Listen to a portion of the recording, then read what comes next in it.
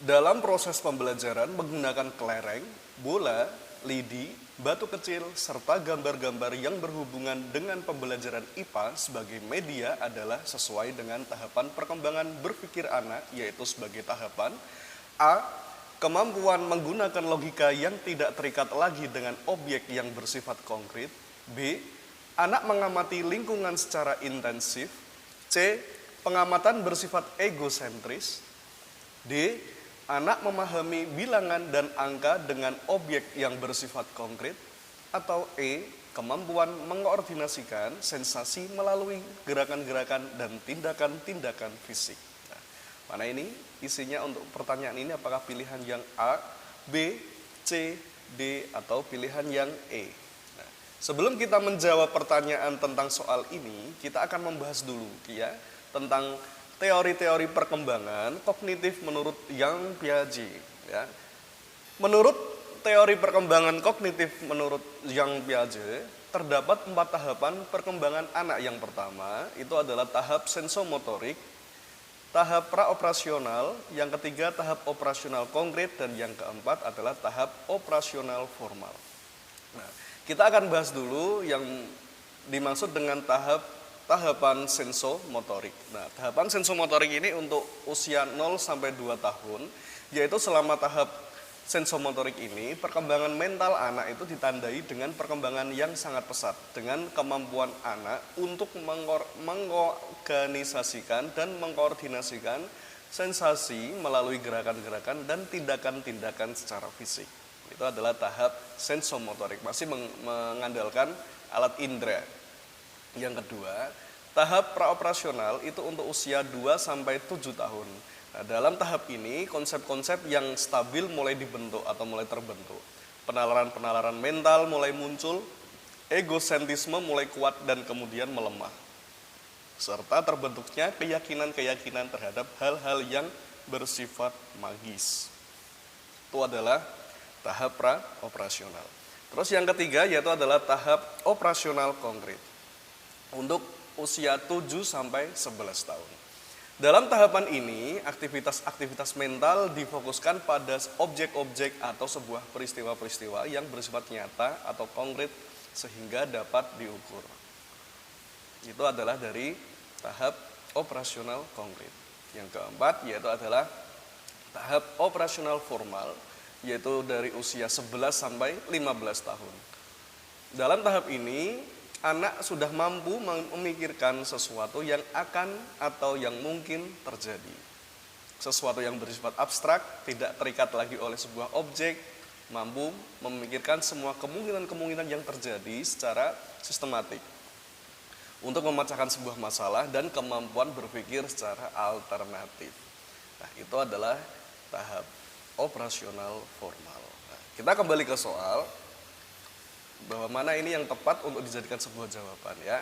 Kita lihat soalnya bahwa di situ menggunakan kelereng, bola, lidi, batu kecil, serta gambar-gambar yang berhubungan dengan pembelajaran IPA.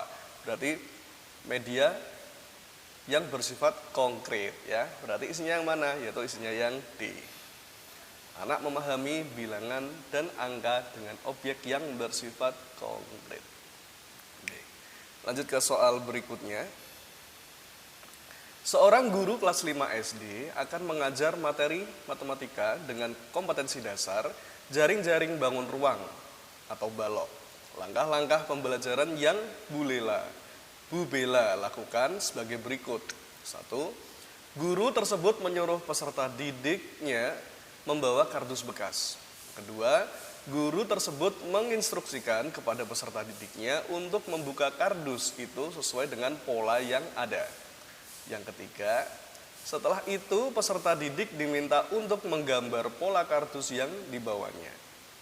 Yang keempat, peserta didik diharapkan bisa mengembangkan pola-pola tersebut menjadi pola yang lain, namun tetap berorientasi pada pola kardus yang dibawa.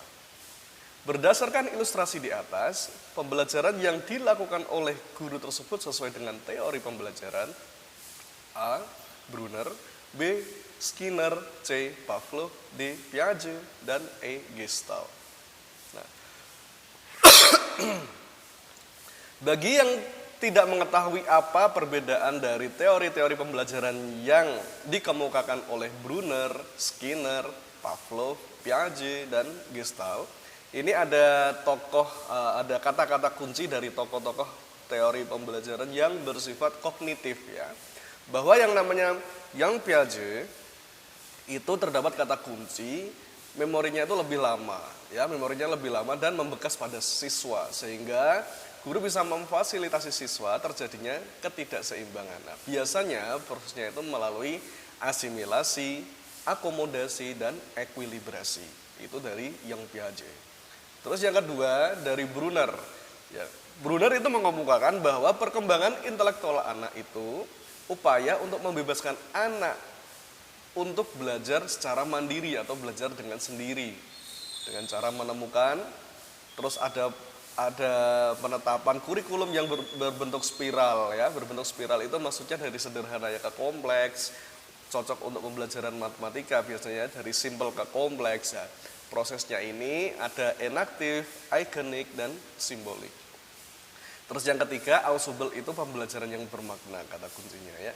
Yang keempat, Gestalt. Gestalt itu pembelajaran untuk menambah cakrawala atau menemukan pandangan-pandangan dari siswa atau yang bersifat insight.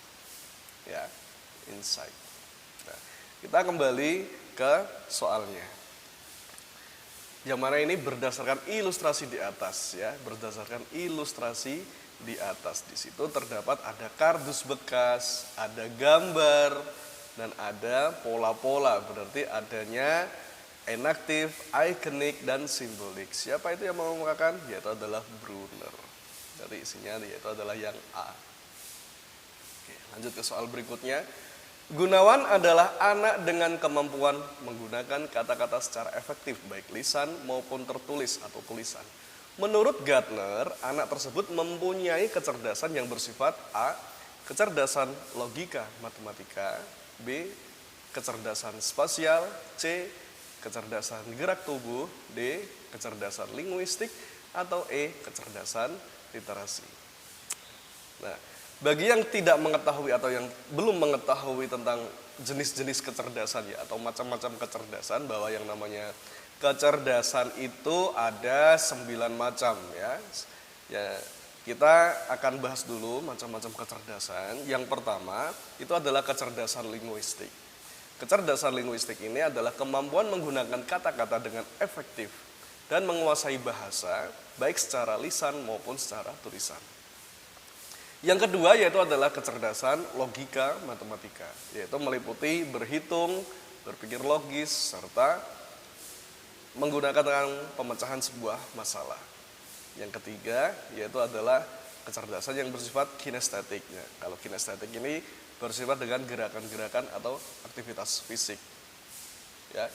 Yang keempat yaitu adalah kecerdasan spasial, yaitu menerjemahkan pikiran atau imajinasi ke dalam bentuk visual, serta mempunyai daya imajinasi secara tepat.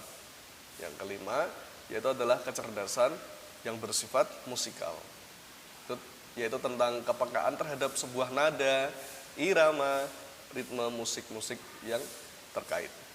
Yang keenam, yaitu adalah kecerdasan eksistensial, yaitu adalah sebuah keingintahuan yang sangat tinggi tentang arti kehidupan, kematian, dan realitas hidup atau realita hidup.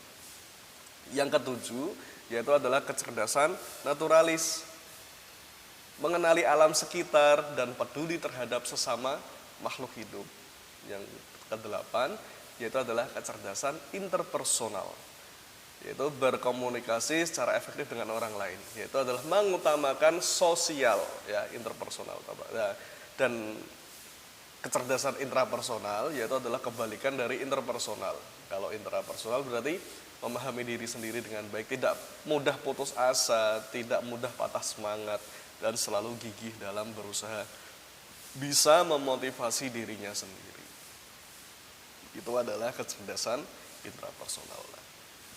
Kita kembali ke soal bahwa Gunawan ini termasuk orang yang memiliki kecerdasan yang mana ini menurut Gardner. Dia menggunakan kata-kata secara efektif baik lisan maupun tulisan. Nah, berarti Gunawan ini termasuk orang yang mempunyai kecerdasan yang bersifat kecerdasan linguistik. Jadi isinya yang tepat yaitu adalah yang D. Oke. Lanjut ke soal berikutnya. Bentuk kegiatan pembelajaran yang tepat dilakukan oleh guru pada materi sejarah SD supaya peserta didik itu mendapatkan pengalaman belajar yang bermakna menurut Edgar Dale adalah A. Meminta peserta didik untuk menonton televisi tentang tempat sejarah. B. Menggunakan gambar yang menarik tentang tempat sejarah tersebut beserta peninggalan-peninggalan sejarahnya. C. Mengajak peserta didik membaca buku di perpustakaan untuk menggali materi sejarah yang diajarkan. D. Mengajak peserta didik untuk menonton pameran di tempat sejarah. E. Mengajak peserta didik dharma wisata ke tempat-tempat yang bersejarah. Ini teori yang dikemukakan Edgar Dale, yaitu tentang pengalaman belajar yang bermakna. Nah, teori dari Edgar Dale itu ada yang namanya kerucut pengalaman. Kerucut pengalaman ini ada beberapa tahapan, ada dari bab yang diingat dan tingkat keterlibatan. Nah, sebelum kita membahas tentang kerucut pengalaman, bahwa yang namanya kerucut pengalaman ini dibedakan dari yang biasa atau yang tingkat keterlibatannya itu secara verbal sampai yang berbuat. Jadi yang namanya tingkat keterlibatan dalam teori Edgar Dale itu ada 4. Yang pertama itu adalah verbal, visual, terlibat, dan berbuat. Nah, kerucut pengalaman dari Edgar Dale yang pertama yaitu adalah membaca. Kalau kita membaca itu kita hanya mengingat sekitar 10%-nya. Ketika kita melakukan kegiatan hanya mendengar, itu yang diingat hanya 20%. Tetapi kalau kita melihat gambar, diagram, melihat video, melihat film, dan melihat praktik atau demonstrasi, itu yang diingat hanya 30%.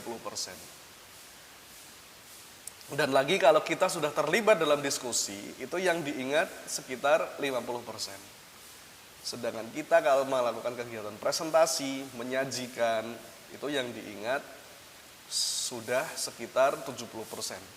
Dan yang paling banyak untuk diingat yaitu sekitar 90% dengan kita bermain peran, melakukan stimulasi, dan mengerjakan hal-hal yang bersifat nyata. Nah, seperti ini contohnya. Yang pertama itu ada membaca, mendengarkan, melihat gambar atau diagram. Yang keempat melihat video, melihat demonstrasi, melihat diskusi, terlibat presentasi, bermain peran atau demonstrasi, melakukan stimulasi, dan mengerjakan hal-hal yang bersifat nyata. Nah, ini adalah teori dari Edgar Dale yang bersifat kerucut pengalaman. Nah, kita kembali ke soal bahwa bentuk kegiatan pembelajaran yang tepat dilakukan oleh guru pada materi sejarah supaya peserta didik mendapatkan pengalaman belajar yang bermakna. Itu mana? A. Peserta didik menonton televisi, itu bukan ya, berarti bukan. Kalau yang B, menggunakan gambar yang menarik, itu dia hanya melihat, itu berarti bukan ya. C. Membaca buku di perpustakaan, itu juga tidak. D. Menonton pameran, berarti isinya yang tepat yaitu adalah pilihan yang E. Mengajak peserta didik dharma wisata, mengunjungi ke tempat wisata ini ya, ke tempat-tempat yang bersejarah. Lanjut ke soal berikutnya. Tindakan yang dilakukan oleh guru supaya hasil pembelajarannya yang telah dicapai siswa dapat bertahan lama dalam ingatan siswa menurut Gagne adalah A. Membimbing peserta didik untuk berdiskusi. B. Memberikan kesempatan kepada peserta didik untuk presentasi pada hasil kerja kelompok. C. Meminta peserta didik melakukan praktik dan penggunaan kemampuan yang baru diberikan melalui proyek-proyek pembelajaran. D. Memberikan waktu dan kesempatan pada peserta didik untuk memeriksa hasil belajar yang telah dicapainya. E. Merangsang kemampuan yang telah dimiliki siswa untuk pembelajaran berikutnya. Nah, dalam teori Gagne itu ada sebuah fase-fase dan kejadian belajar. Berarti menurut Gagne itu ada fase-fase dan kejadian-kejadian belajar. Nah, Fase dari teori Gagne itu ada sekitar 8 macam ya. Yang pertama itu adalah fase motivasi, 2 fase pengenalan, fase perolehan, fase retensi, fase pemanggilan, fase generalisasi, fase penampilan, dan fase umpan balik. Nah, kita akan bahas satu-satu tentang fase-fase dan kejadian belajar menurut Gagne. Yang pertama yaitu adalah fase motivasi. Yang namanya fase motivasi ini yaitu adalah sebuah siswa. Siswa itu belajar harus diberi tentang motivasi untuk belajar dengan harapan bahwa belajar yang akan siswa terapkan itu memperoleh sebuah hadiah. Misalnya, siswa-siswa dapat mengharapkan bahwa informasi akan memenuhi tentang keingintahuan mereka tentang suatu pokok bahasan. Akan berguna bagi siswa atau mereka, atau dapat menolong mereka untuk memperoleh angka atau nilai-nilai yang lebih baik. Itu adalah dari fase motivasi. Yang kedua yaitu adalah fase pengenalan. Dalam fase pengenalan ini, siswa harus memberikan perhatian yang sangat khusus pada bagian-bagian yang bersifat esensial dari suatu kejadian yang bersifat instruksional. Jika belajar itu akan terjadi, misalnya siswa memperhatikan sebuah aspek-aspek yang bersifat relevan tentang apa yang ditunjukkan oleh guru atau tentang sebuah ciri-ciri yang utama dari suatu bangun datar misalnya. Guru dapat memfokuskan perhatian siswa terhadap informasi yang sangat penting. Misalnya dengan berkata, perhatikan kedua bangun yang ibu katakan. Apakah ada perbedaannya? Terhadap bahan-bahan yang tertulis tersebut dapat juga melakukan sebuah kegiatan dengan menggarisbawahi kata atau sebuah kalimat tertentu atau dengan memberikan garis besar untuk setiap babnya. Itu dari fase pengenalan. Terus yang ketiga yaitu adalah fase perolehan. Fase perolehan ini bila siswa memperhatikan informasi yang bersifat relevan, maka ia telah siap untuk menerima pelajaran. Informasi ini biasanya disajikan, sudah dikemukakan dalam bab-bab yang terkait atau terdahulu. Bahwa informasi yang tidak bersifat langsung dapat disimpan dalam sebuah memori. Biasanya informasi itu diubah menjadi bentuk yang bermakna, yang dihubungkan dengan sebuah informasi yang telah ada dalam memori peserta didik atau siswa. Siswa dapat membentuk gambaran-gambaran yang bersifat mental dari informasi itu atau membentuk asosiasi-asosiasi antara informasi baru dan informasi lama. Berarti guru dapat memperlancar proses ini dengan penggunaan atau pengaturan-pengaturan awal. Itu saya kutip dari buku Ausubel tahun 1963. Dengan membiarkan para siswa melihat atau memanipulasi benda-benda dengan menunjukkan hubungan-hubungan antara informasi baru dengan pengetahuan sebelumnya. Itu adalah fase perolehan yang saya kutip dari buku Ausubel tahun 1963. Yang keempat yaitu adalah fase retensi. Fase retensi ini sebuah informasi yang baru diperoleh harus bisa dipindahkan dari memori yang bersifat jangka pendek ke memori jangka panjang. Hal ini dapat terjadi melalui pengulangan kembali atau yang bersifat rehearsal, praktik, elaborasi, atau yang lainnya. Terus yang selanjutnya yaitu adalah fase pemanggilan. Fase pemanggilan ini sebuah hubungan dengan informasi dapat ditolong oleh organisasi materi yang diatur dengan baik dengan mengelompokkan menjadi kategori-kategori atau sebuah konsep-konsep. Lebih mudah dipanggil daripada materi yang disajikan secara tidak teratur. Pemanggilan juga dapat ditolong dengan memperhatikan sebuah kaitan-kaitan antara konsep-konsep, khususnya antara informasi baru dan pengetahuan sebelumnya. Yang keenam yaitu adalah fase generalisasi.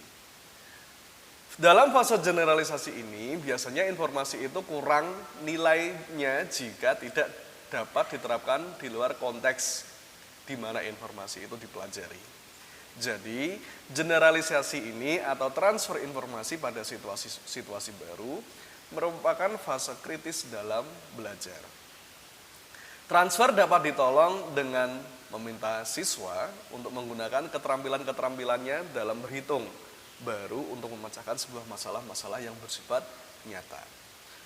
Setiap mempelajari pemuaian zat, mereka dapat menjelaskan mengapa botol yang berisi penuh dengan air dan tertutup menjadi retak dalam lemari es.